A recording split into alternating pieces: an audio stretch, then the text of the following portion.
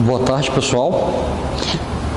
O conteúdo da matéria de hoje, em Gestão Financeira 1, é exatamente a avaliação dos conceitos que incluem a administração financeira, principalmente no que tange a estrutura do EVA, do valor econômico adicionado, e também a gente vai trabalhar com os conceitos de regime de caixa e regime de competência.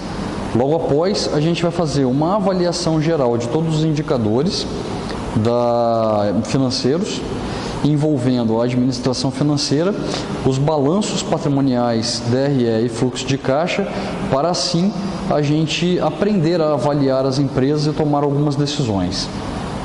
Para essa última atividade que a gente teve, para esse último estudo que a gente teve de aplicação com relação a esse conhecimento, foi apresentado a vocês um case. E aí, esse case, vocês levaram praticamente 2 semanas ou 3 discutindo sobre esse assunto, levantando essas informações e resolvendo o case. A aula de hoje exatamente para que a gente possa discutir a resolução desse case e ver exatamente qual é a aplicação desses conceitos na prática dentro de uma empresa ou de uma pessoa, uma personalidade dentro do mercado. Bom, para iniciarmos aqui a gente tem o case. Petrobras ou pé atrás, esse é o nome do nosso estudo de caso. E aí a gente começa pela leitura desse estudo de caso minuciosa para que a gente possa interpretar aquilo que está sendo solicitado e como que isso vai ser solicitado. Vocês foram convidados por um grupo de investidores para realizar a análise completa da empresa Petrobras S.A. É sabida a situação da empresa no cenário nacional envolvendo investigações no caso Petrolão, que é exatamente o caso Lava Jato que a gente tem hoje, né? Envolvendo também políticos e empreiteiras, assim como bancos e outras instituições. Mesmo assim, o grupo, avaliando o preço atual de suas ações, gostaria de uma perspectiva mais sólida sobre as possibilidades de investimento na empresa. Vocês, como os responsáveis financeiros e consultores de investimento, devem realizar uma análise minuciosa da empresa. Antes de começar a analisar a empresa, Petrobras, os investidores gostariam de apurar a riqueza de um de seus investimentos, de um de seus negócios, através da avaliação do valor econômico adicionado, o EVA. A estrutura abaixo é a fornecida pelos investidores. Então aqui a gente tem o que é fornecido. Nós temos aqui uma DRE, toda resumida, mas com as informações necessárias para que a gente faça o entendimento do conceito de EVA. E a gente tem aqui as fontes e recursos de capital que foram utilizados nessa empresa para alavancar esse negócio e gerar a possível rentabilidade dela. Os investidores também realizam a venda de um imóvel no valor de 3 milhões, sendo 50% à vista, né? Lembrando que já não tem mais a crase, e o restante parcelado em parcelas iguais durante os próximos 3 anos. Entretanto, gostariam de avaliar quanto terão disponível no caixa para realizar os investimentos hoje na Petrobras. Quando consultaram seu contador e administrador, receberam 2 estruturas diferentes, uma de regime de caixa e outra de regime de competência. Logo, solicitaram a vocês, consultores, a diferenciação dos 2 regimes e qual devem lastrear sua análise para ele tomar a decisão de investimento ou não. A partir daí, a gente tem outra solicitação que é com relação à Petrobras em si. Vamos lá. Com a definição da riqueza obtida e do caixa disponível para investimento, vocês devem buscar as demonstrações contábeis da Petrobras, que é o balanço, o DRE e o fluxo de caixa, e realizar a avaliação dos indicadores financeiros, tanto de liquidez, atividade e endividamento, quanto rentabilidade e mercado, né? Para tanto, deve-se usar o livro do Gitman para obter todas as informações relevantes sobre este caso. Bom, algumas coisas a gente vai levar em consideração para a análise da Petrobras. Vamos trabalhar exatamente com os balanços do primeiro trimestre e do segundo trimestre deste ano de 2015. Então, primeiro e segundo trimestre do ano de 2015 são onde a gente vai extrair as informações necessárias para calcular os indicadores e tomar a decisão ou gerar o relatório de decisão com relação ao investimento ou não na Petrobras, né? Montar um mapa conceitual do estudo de caso, através do CMAP Tools. Deve-se expor todos os dados relevantes do caso, os conceitos que serão utilizados e os caminhos para a solução da demanda. E aí também informar quem fez o que na parte dessa atividade, buscou com os conceitos e demonstrou entendimento sobre eles, da estruturação, e aí a percepção de cada um com a participação de cada membro desse grupo. Estruturar um relatório de explicação do mapa conceitual elaborado e explicado pelo grupo, como se estivesse explicando a estrutura do mapa conceitual, que é o que a gente vai fazer hoje nessa aula aqui.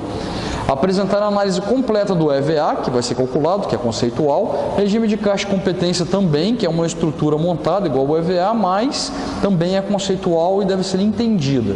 E os indicadores financeiros conforme solicitado, ou seja, vamos ter que pegar as demonstrações, entender as demonstrações e calcular os indicadores financeiros, para a partir daí a gente ter informações suficientes para que possamos realizar a nossa análise, o nosso relatório de decisão diante a situação apresentada e assim o cenário da empresa com relação a se deve ou não investir, né, os recursos disponíveis na Petrobras neste exato momento, com essas demonstrações que estão disponíveis.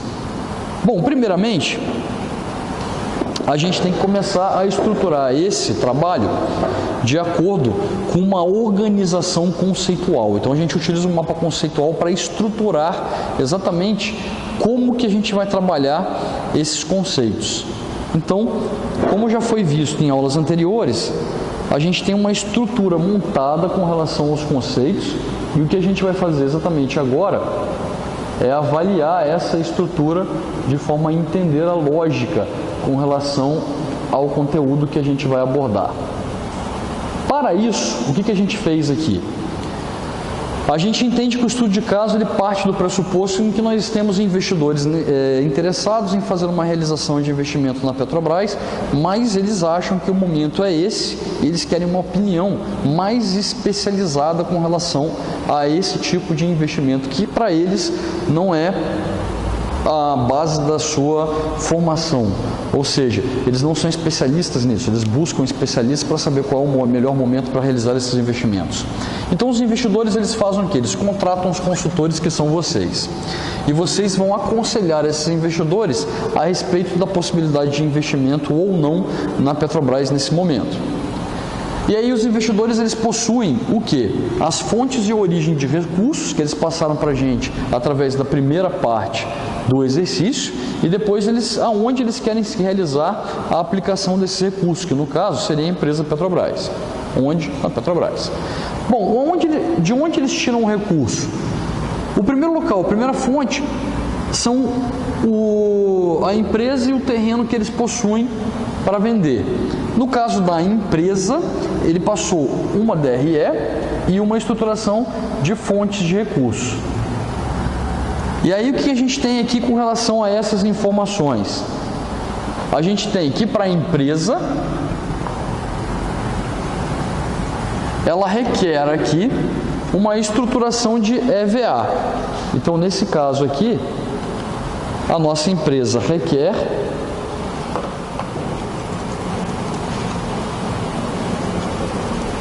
consertar aqui, ela requer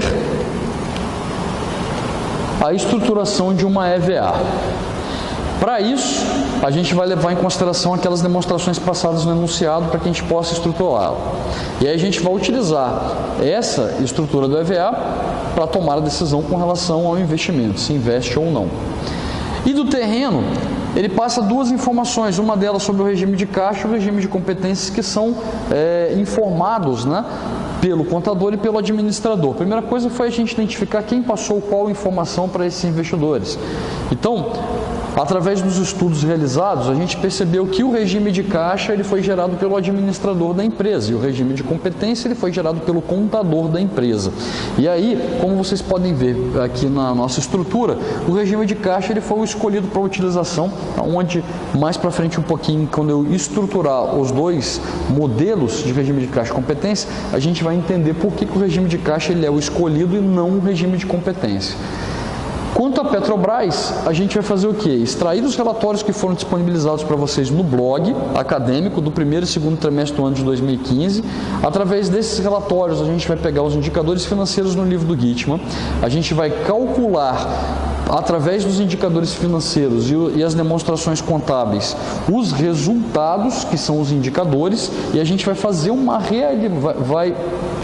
análise com relação a esses indicadores, né, para gerar o relatório de avaliação. Então, para isso, indicadores através de demonstrações, e aí a gente tem essas 3 demonstrações básicas, que é o DRE, fluxo de caixa e balanço, para que a gente possa gerar os indicadores, realizar a análise e aí sim ajudar na construção, né, da decisão com relação ao investimento ou não na Petrobras.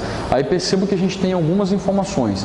O regime de caixa, que vai ser a disponibilidade com a venda do terreno, o EVA, que a gente vai avaliar a riqueza da empresa, do negócio que eles possuem, e aí vamos utilizar teoricamente essa riqueza para tomar a decisão com relação ao investimento na Petrobras, e o relatório gerado pelos indicadores da Petrobras para que a gente possa fazer o quê? Exatamente ter informação de se vale a pena ou não neste momento estar investindo numa empresa na situação em que se encontra, tanto a economia quanto a situação da própria empresa. E aí a gente decide em investir ou não, ok?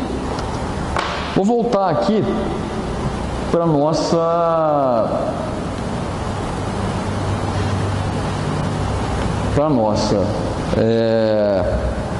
enunciado,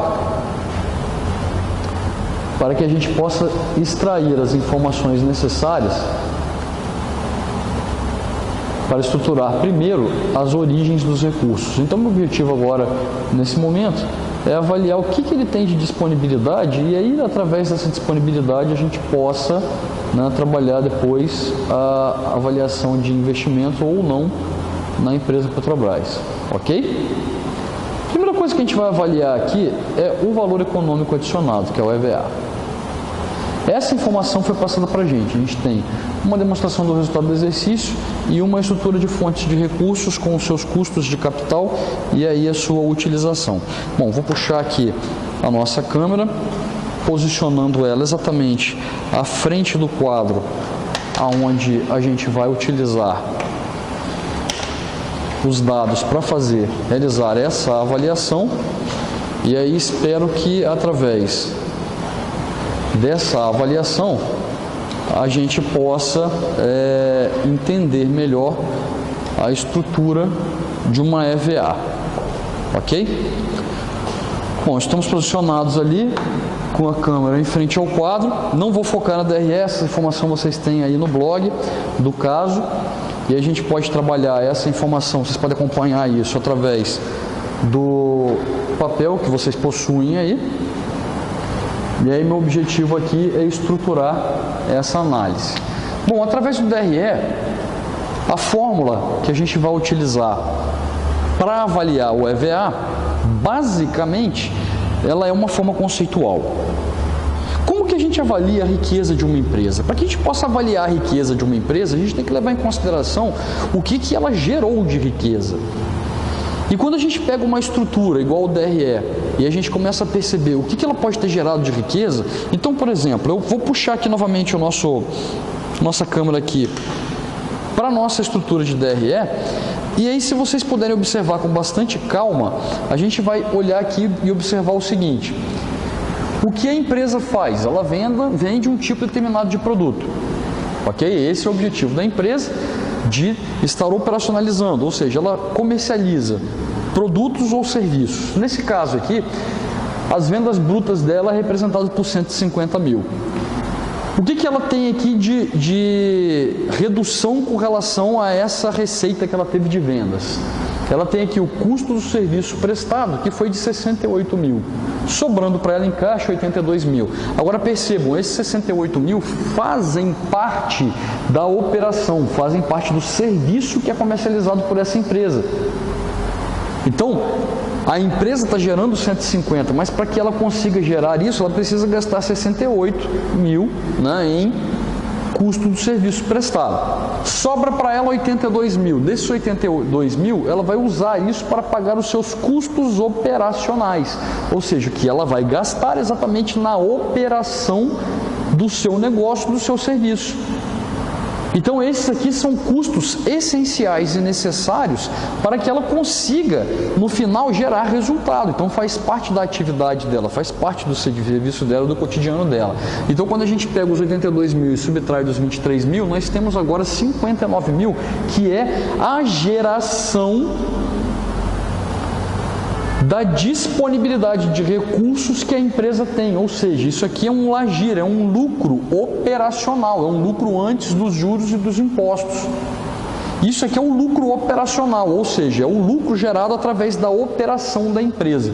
O que vem abaixo já não faz mais parte, tão necessariamente, da prestação de serviço da empresa, porque quando a gente pega aqui, por exemplo, os resultados financeiros, que nesse caso foi uma despesa financeira, isso aqui pode ser uma despesa não necessariamente oriunda do serviço que foi prestado. Por exemplo, uma variação cambial, eu prestei um serviço para o exterior, a um preço de X dólares. Aí quando eu trago para o Brasil, na situação atual de um dólar de 3,92, né, o mais alto que a gente tem aqui nos últimos anos, a gente começa a perceber o seguinte, né, que essa geração de receita, esse ganho de receita financeira, a geração de uma receita financeira com relação à mudança cambial não faz parte do serviço da empresa. Isso foi algo que aconteceu de acordo com o macroambiente.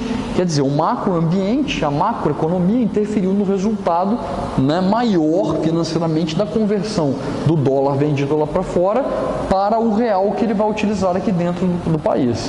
Então, quer dizer, não é operacional, isso é uma receita financeira, e as receitas e despesas operacionais também não fazem parte da operação da empresa. Então, não é a empresa que está gerando a riqueza. Aí a gente tem outros fatores, fora o suor, fora a capacidade de geração de recursos da empresa, que vão fazer com que ela tenha mais ganho de capital ou não. E eu não estou trabalhando aqui com ganho de capital, estou trabalhando com a capacidade de geração de riqueza da empresa. Então é isso que a EVA, ela parte do pressuposto. Então, até onde a empresa usou os seus próprios recursos e as suas atividades para gerar as suas riquezas, ela usou através do lagir. Então, o que a gente leva em consideração aqui é exatamente essa situação que o lagir nos permite observar. Então, o que eu vou fazer aqui agora, nesse momento, é exatamente pegar, né, o nosso lagir e usar ele como inicial para a geração de riqueza. Então, eu tenho um lagir aqui, e é do lagir do nosso exercício, que é exatamente 59 mil, o valor, né, que a gente tem aqui disponível para a geração da riqueza da empresa. Percebam, essa aqui não é a riqueza final, isso aqui é apenas o que a empresa gerou de riqueza. Agora, para gerar essa riqueza aqui, a empresa teve que usar capital de terceiros e capitais próprios. Então, ela teve que pegar recursos no mercado para que ela fosse capaz de gerar esses resultados. Então, como é que ela vai fazer agora? Ela tem que tirar os custos do capital que ela pegou, emprestado no mercado, e investiu na empresa para gerar a sua riqueza. Então, o que a gente vai fazer? A gente vai pegar esse valor aqui do lagir e subtrair das fontes de capital, então do custo de capital.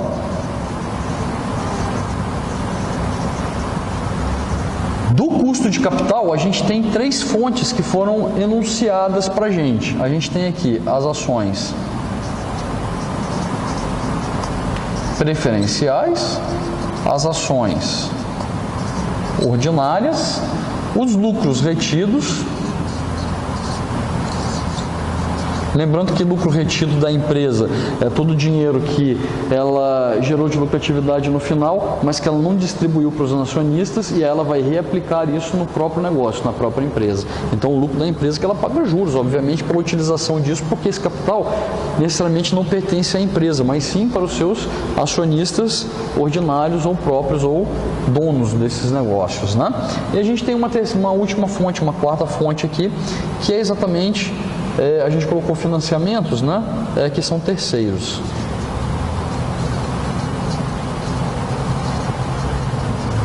Bom, a tabela que a gente tinha lá, ele fala o seguinte, ó, que esse custo de capital, a gente tem um valor inicial da aplicação desse recurso e um custo em porcentagem da utilização do recurso. Então a gente tem aqui, por exemplo, ações preferenciais. O valor que foi adquirido em forma, né, de empréstimo pelas ações preferenciais foi um montante de 12 mil. E o custo com relação à utilização dessa fonte, ele é de 15,10%. E aí a gente está colocando em número índice para chegar no resultado final da utilização do custo, né, o custo desse capital para essa empresa. As ações ordinárias, nós temos aqui o valor de R$ 8.000, ao custo de 18,50% ao período. E a gente tem aqui os lucros retidos, um montante de R$ 5.000. Esse montante gerou um custo de 0,1920 ou 19,20%. E o capital de terceiros com financiamento, maior montante, 57 mil. E aí a gente tem aqui um custo de capital para essa fonte de 12,40% ou 0,1240.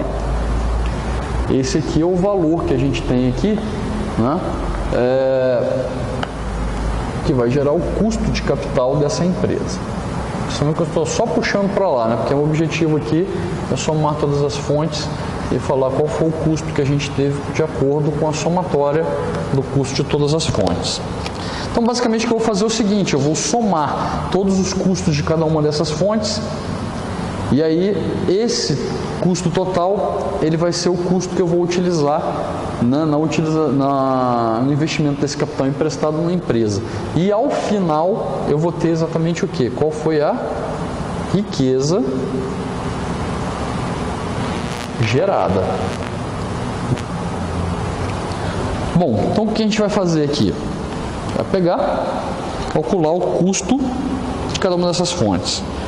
Tenho 12 mil com 15,10%. Isso vai me gerar 1.812 para essa fonte. Eu tenho 8 mil. Aqui há um custo de geração de 18,5%, dando 1.480. Eu tenho 5 mil a um custo de 19,20%, 960. E eu tenho 57 mil ao custo de 12,4%, fechando em 7,68. Aí a pergunta de vocês que pode acontecer é o seguinte: por que avaliando todas essas fontes, os financiamentos ou o capital de terceiro, ele é mais barato percentualmente do que o capital próprio, né? Que são essas outras três fontes. Então eu tenho aqui próprio e aqui terceiros. Normalmente o capital de terceiros, os juros dele é levado em consideração como despesa financeira lá no DRE. E a despesa financeira ela vem antes do lucro, antes do imposto, que é o LAIR. Então, quer dizer, ela está entre o LAGIR e o LAIR. O que acontece com relação a eu colocar os juros desses financiamentos do capital de terceiro ali? Eu abaixo os juros antes de pagar o tributo. Quando eu abaixo da minha lucratividade o que eu tenho de despesas com juros, obviamente com um lucro menor eu pago um imposto menor para o governo. Então isso a gente chama de benefício fiscal. Então a empresa ela tem um benefício fiscal sobre a utilização de capital de terceiros. Aí a gente percebe o seguinte, que quando a gente usa o capital de terceiros, então, porventura, ele vai ser mais barato do que as outras fontes de investimento. E aí quando a gente faz essa análise e essa observação, né, a gente percebe que na maioria das vezes a empresa ela usa mais capital de terceiros do que capital próprio na hora que ela vai realizar os seus investimentos. Quando ela faz isso, ela está alavancando o seu negócio, a operação da sua empresa. Como assim ela está alavancando? Porque ela usa dinheiro de terceiros para gerar receita, para gerar riqueza. Quando eu faço isso com o dinheiro dos outros, eu estou fazendo aqui uma alavancagem. Eu estou tentando otimizar o meu negócio sem ter dinheiro usando dinheiro de terceiros. Agora, a alavancagem ela gera risco, porque se a alavancagem ela gerar resultado e riqueza, é maravilhoso você utilizar essa prática para otimizar e melhorar o seu negócio, fazer ele crescer. Agora, o problema é quando você usa excesso de capital de terceiros, mas você não tem retorno com relação a essa aplicação. Aí você começa a pagar, amortizar esse valor e ainda pagar os juros, sem ter o quê? Capital gerado através da utilização desse dinheiro. É a mesma coisa que eu pegar um empréstimo num banco para pagar uma dívida que eu possuo, só que eu pego menos do que eu tenho, do que o total da minha dívida. Ou seja, eu vou lá, pago parte da minha dívida, mas eu tenho uma nova dívida para pagar. E aí eu não consigo pagar nem a dívida anterior, nem a dívida atual. Aí a minha dificuldade é, como que eu vou só pegando empréstimo para cobrir dívidas, se necessariamente eu não gero recursos, receitas, riqueza, para que eu possa pagar essas dívidas através desse capital que eu estou utilizando. Então é isso que a gente tem que levar em consideração com relação à alavancagem financeira. E é uma prática comum, é uma prática que ela é válida e todas as empresas utilizam no mercado. Para melhorar o seu negócio, você pega empréstimo para financiar uma máquina, para você ampliar um setor na sua empresa, para você crescer. E é importante trabalhar com esse tipo de fonte. Ela é mais barata e é necessária, só que a gente tem que tomar cuidado na hora de sempre estar pagando essa dívida, né, certa, no prazo certo, com um valor total e um montante certo, para que a gente não fique dependendo delas depois para continuar, dar continuidade no negócio. E aí, às vezes, se eu não pago essa dívida aqui, eu posso ter o meu negócio parado ou fechado, né, exatamente por estar em dívida com essas fontes. Quem financia como terceiros? A gente tem como financiamento de terceiros bancos, financeiras, algumas entidades financeiras. A gente pode usar até pessoas físicas com relação a esses financiamentos. E quando a gente fica inadimplente, eles podem fazer o quê? Protestar esses títulos, esses valores de dívida no cartório, entrar na justiça e aí o nome da empresa ela fica suja no mercado e fica difícil depois conseguir novos recursos para investimentos nas coisas que são necessárias. Ok? Por isso que é importante esse entendimento.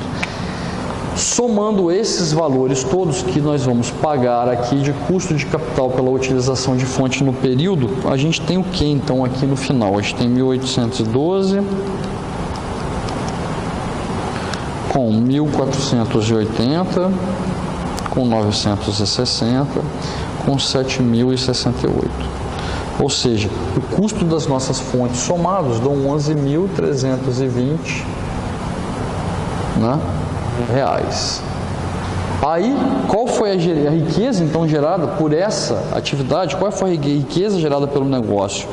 A gente vai pegar então o que foi gerado de lucro antes dos juros e dos impostos, que é o LAGIR, e a gente vai subtrair do custo de capital da utilização das fontes. Então, no final, o que a empresa gerou de riqueza foi 47.680. Então, esse aqui é o valor da geração de riqueza dessa empresa e isso aqui é o que ela supostamente tem disponível em seu caixa para aplicação em outros recursos. Mas percebam, né, eu não tirei nem despesa financeira, nem coloquei as receitas financeiras, não fiz as distribuições e entradas, os resultados não operacionais e também não paguei imposto.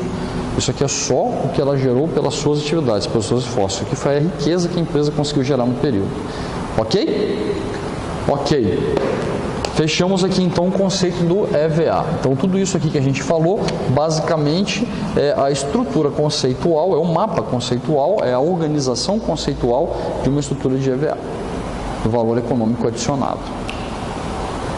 Próximo passo, no exercício, aí ele passa para a gente que essa empresa aqui,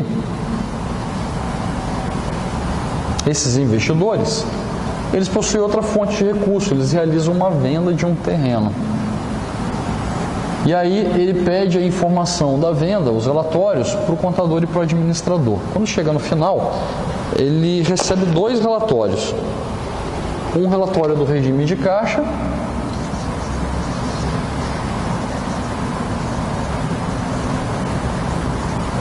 e o outro relatório é do regime de competência.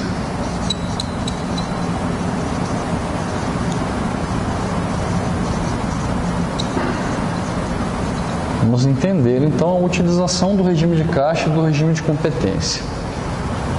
O próprio nome às vezes ele ajuda a gente a entender.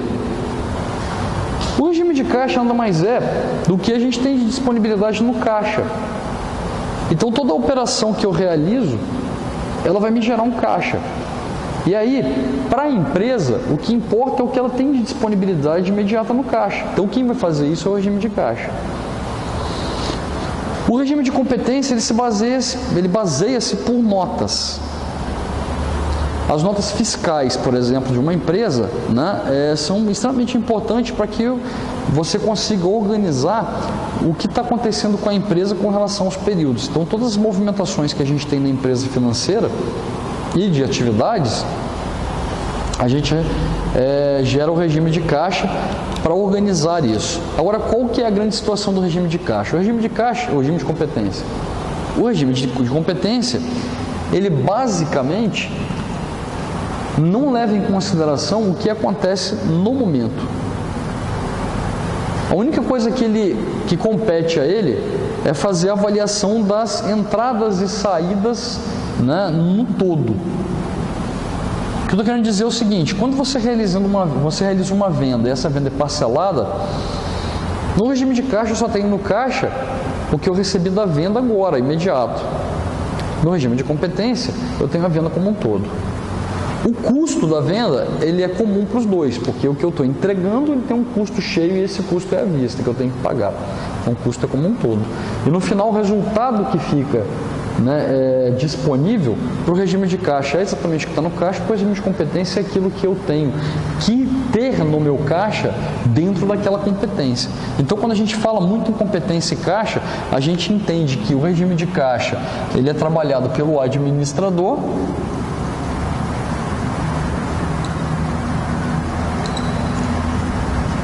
e o regime de competência, ele é trabalhado pelo contador. Então, esses foram os agentes que entregaram essas informações aos investidores. Agora, basta a gente entender. Eles venderam um terreno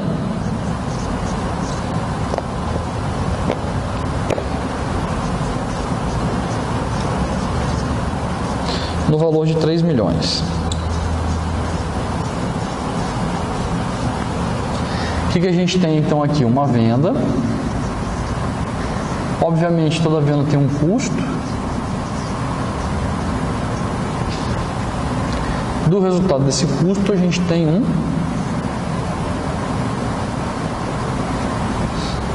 total, um caixa, né? Vou botar um total. Ok? Por exercício, ele fala o seguinte: esse terreno ele foi vendido 50% à vista,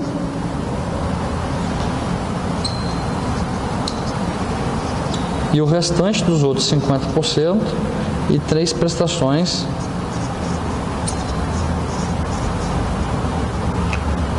anuais, ou durante 3 anos mensalmente, mas não importa, né?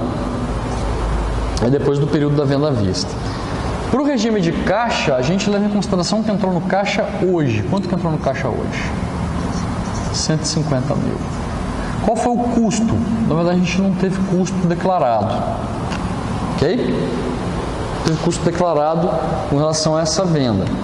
Então, a disponibilidade imediata do nosso caixa, ela é de 150 mil. Professor, se eu tivesse um custo declarado, por exemplo, estou vendendo um carro e o valor desse carro que eu estou vendendo é de 50 mil, só que eu vendo esse carro por 80 mil. Então, ó, o carro que ele está vendendo custa 50, beleza? E ele está vendendo ele por 80, só que presta atenção, ele recebe 50% à vista, 40 mil, e aí os outros 40 mil ele vai receber nos próximos 2 anos em prestações iguais e constantes. Então, o que ele está recebendo hoje é 40, o que ele está pagando é o custo do carro, que é de 50 mil. Então, ele fica com caixa negativa em 10 mil. Esse caixa fica negativo em 10 mil.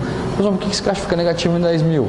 Porque ele não está recebendo um valor acima dos 40 mil que chega até os 50, quer dizer, o custo para ele do produto é 50, ele recebeu 50% à vista, 40 mil. Os outros 50% ele recebe nos próximos anos, então ele tem uma defasagem no carro dele de 10 mil, no caixa dele de 10 mil. Então, se ele for utilizar o recurso que ele está recebendo, os 40 mil, para aplicar em outra fonte, não dá. Por quê? Porque ele vai ter que pagar os 40 mil que ele deve do carro de 50, fica devendo 10 e só vai pagar esses 10 na medida que ele for recebendo o restante das parcelas dos outros 40 mil que ele vendeu a prazo. Ok? Nesse caso nosso aqui do terreno, não teve essa situação porque não foi informado o custo do terreno. Então, na verdade, o que ele tem no caixa é o que ele recebeu hoje, que é 50%. No regime de competência não muda, eu tenho uma venda também igual, e nessa venda aqui eu também tenho um custo daquele produto igual. Beleza? E aí ele vai ter um total no final, que é gerado pela competência.